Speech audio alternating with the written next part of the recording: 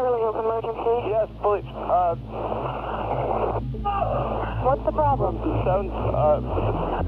What's the problem? What's the problem? Someone killed my parents. Pardon me? Someone killed my Regardless of the circumstances behind the gruesome murders of Jose and Kitty Menendez, one thing quickly became apparent to the investigators, press, and television viewers around the world honing in on the double homicide. Not all was right within the Menendez household.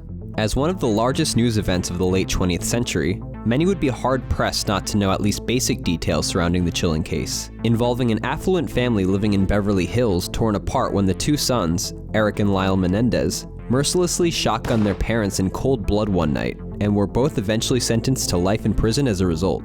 Simple enough, but what's it doing here? Tennis, it turns out, was all the boys knew, raised to be future champions by one of the toughest and scariest tennis parents known throughout the 1980s Los Angeles area, Jose Menendez.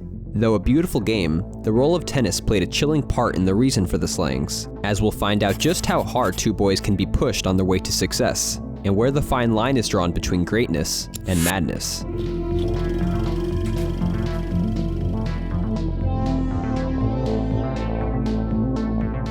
Before we get started, I'd like to thank the online learning community at Skillshare for sponsoring today's video. When scrolling through the comments I get from viewers who enjoy my content, a common question I get is, how did you learn to edit videos? The answer is simple: self-taught from online resources. And Skillshare is a platform with thousands of classes exploring topics such as animation and creative writing that I personally use and highly recommend for creative and curious people to learn new skills. For me personally, the expertly taught Creating a Modern Cinematic Documentary with Soul class taught by Dan Liu has been highly instrumental in preparing me for future videos, with advice in everything from interviewing to cinematography helping take my channels to the next level. With no ads, new premium classes constantly being launched, and at less than $10 a month with an annual subscription, joining is a no-brainer if you want to amplify your creativity this year. To get you started, the first 1,000 of my subscribers to also click the link in the description will get a free trial of premium membership so you can explore your creativity.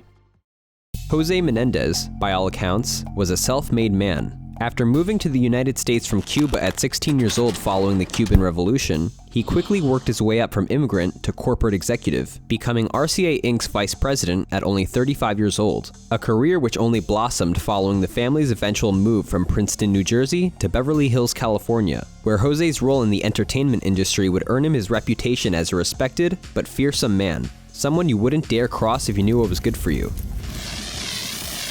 To complete Jose's vision of a perfect life was his loyal wife Kitty and his two sons, Erik and Lyle. It wasn't enough for Jose to have average sons, so when the boys were 12 and 9 years old respectively, they were told they had to focus on one sport and excel, thus beginning the family's precarious relationship with tennis.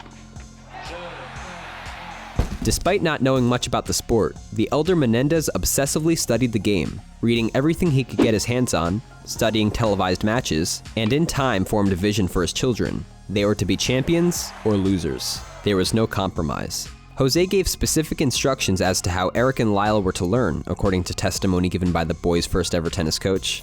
The boys should practice as much as possible, and I should work them very hard, and I should teach them what Jose wanted me to teach. The total focus was put on winning. At a very young age, Jose wanted them to play like they play on TV.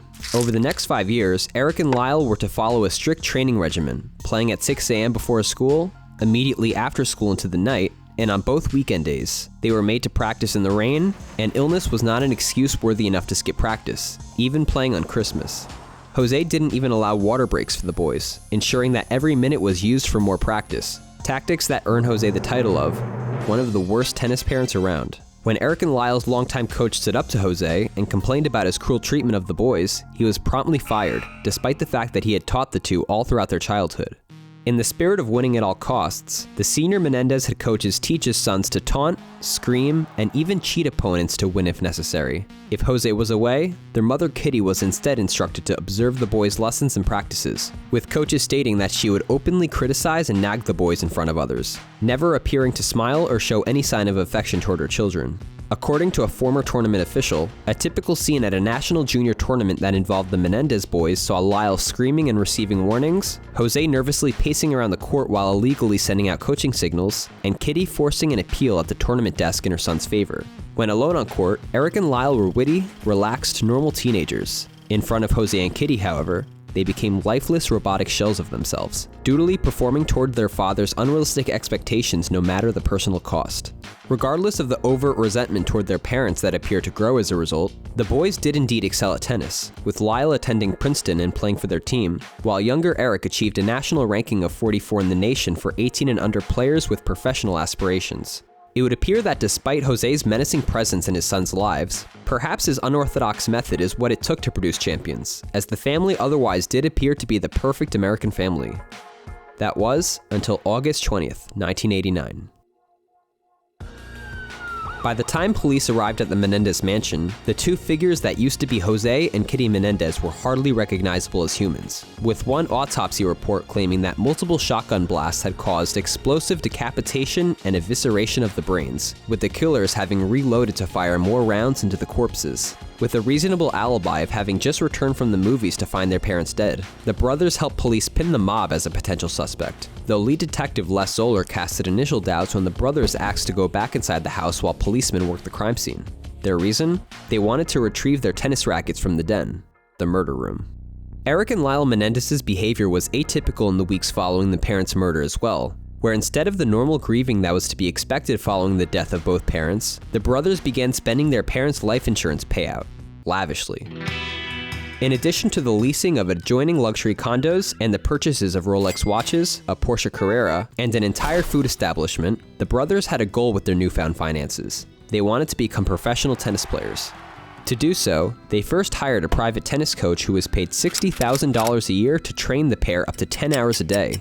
According to testimony, the coach claimed that the brothers had the potential to become top-ranked tennis players with the amount of training they were doing, and advised them on a further series of potential purchases to improve their games, such as racing bikes, video cameras, weightlifting coaches, and getting nutritional panels done by holistic doctors. Though older brother Lyle showed the most promise, he soon quit tennis to focus on business pursuits. Undeterred, Erik and the private coach stuck with the training routine through March 1990, a process which began seeing the younger Menendez play in international tournaments at a time when police were building a case around the brothers. Finally, on March 8, 1990, Lyle was arrested in Beverly Hills in connection with the murder of his parents, and Erik, who was in the midst of playing a tournament in Israel, announced plans to return home and surrender to authorities. It was Erik who cracked, confessing to his psychologist about his role in the murder, a mistake further compounded when Lyle threatened the psychologist if he told anyone, thus violating doctor-patient privileges.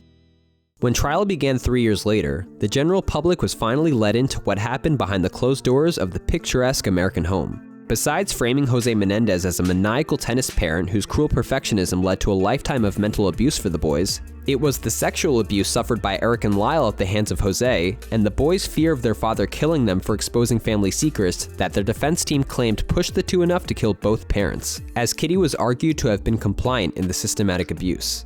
Though testimony from past tennis coaches did not speak on any sexual abuse, when asked what was wrong with Jose Menendez's treatment of the boys on the tennis court, one admitted, "I thought it was cruel. They had to physically suffer." When pressed as to why he continued to coach the boys despite his constant clashing with Jose, the same tennis coach appeared to fight tears in court, saying, "Because I cared for them. I thought it was about all they had."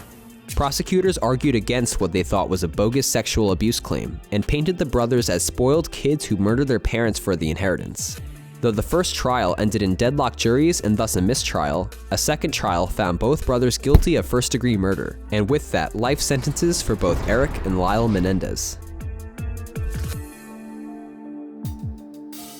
Today, Erik and Lyle continue to serve their life sentences at San Diego's R.J. Donovan Correctional Facility, and have only recently been reunited in the same prison complex after decades apart.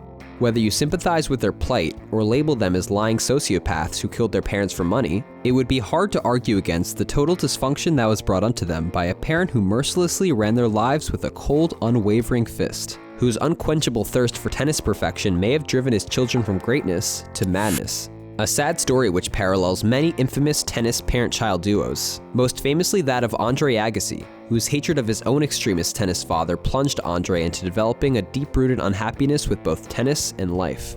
For the Beverly Hills kids who had it all, good looks, enormous wealth, and an unmatched talent for tennis, peeling away the glamorous facade reveals just what lays behind many abusive parent-child duos. children pushed to the brink by unmatched tennis expectations, and in this case, family secrets that turned two potential tennis champions from stars into killers.